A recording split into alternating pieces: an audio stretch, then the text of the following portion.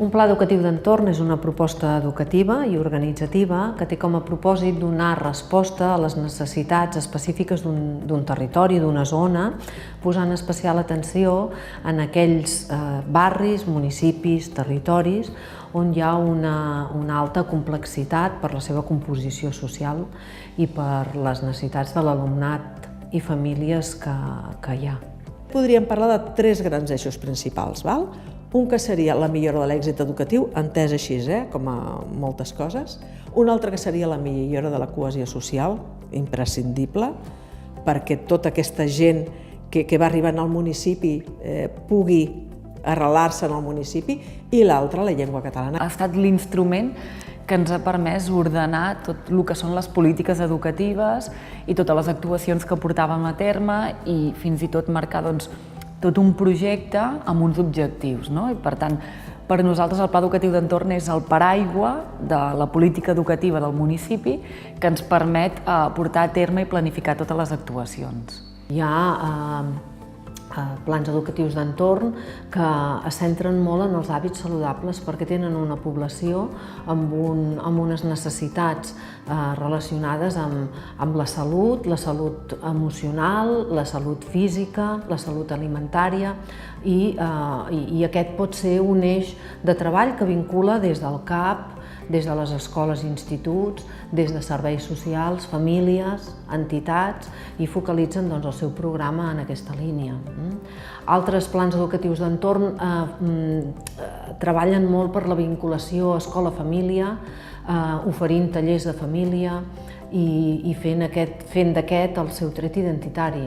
Les actuacions i projectes en els quals estem treballant són sessions d'habilitats emocionals a les dues escoles, sessions d'habilitats per la vida a l'Institut de primer a tercer d'ESO, un projecte a nivell d'habilitats per la vida i d'interconnexió entre alumnat a quart d'ESO, sessions de suport escolar al centre cívic, sessions de tècniques d'estudi, sessions de reforç d'anglès. A més, a una de les escoles també es fan sessions de logopèdia.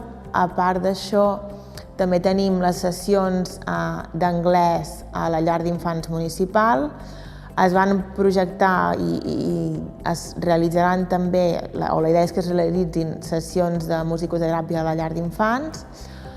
A més, també es fan xerrades a les famílies sobre el procés educatiu o l'evolució educativa a nivell familiar de l'alumnat. I en aquest procés hi ha hagut canvis.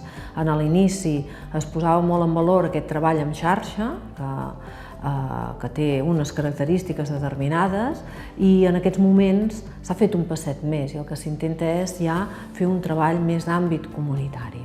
Plans educatius d'entorn a nivell organitzatiu tenen una part que és la comissió representativa. Aquesta comissió representativa és, diguem-ne, el Consell Escolar. Nosaltres, a Massanet, ho hem encarat com un Consell Escolar municipal. Per tant, totes les actuacions que es fan allà a Massanet passen per aquest Consell Escolar.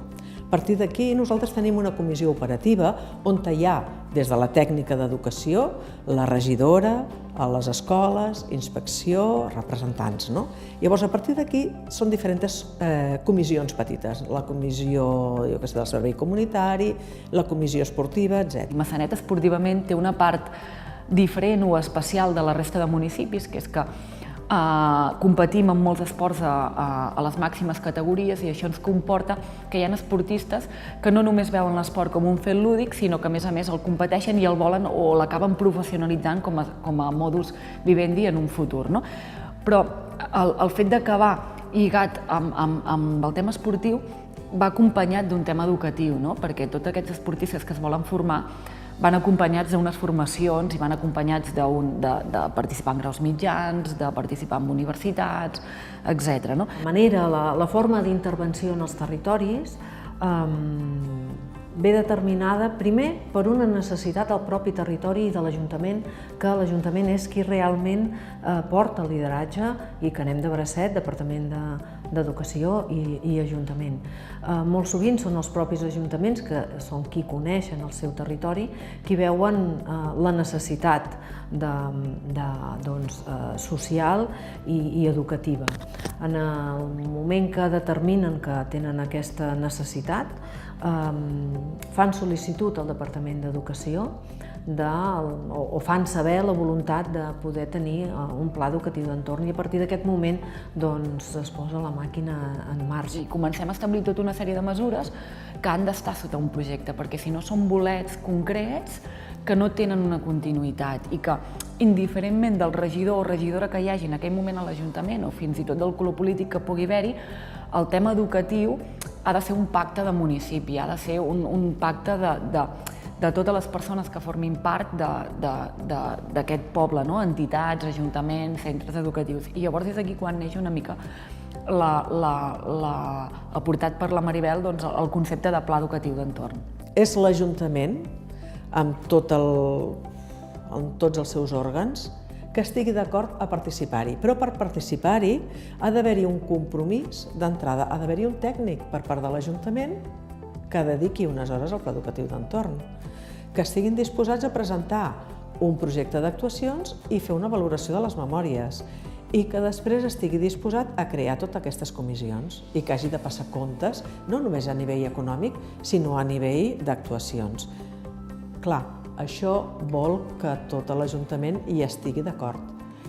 Si tot l'Ajuntament ja està d'acord, els colors polítics, es fa el traspàs al Departament i llavors el Departament ho valora, perquè tot això hi ha una sèrie de signatures, hi ha unes addendes que l'alcalde els ha de signar. És un compromís, vull dir, són uns contractes, no és jo ara entro i ara surto, no. Són uns contractes amb un termini d'uns anys determinats.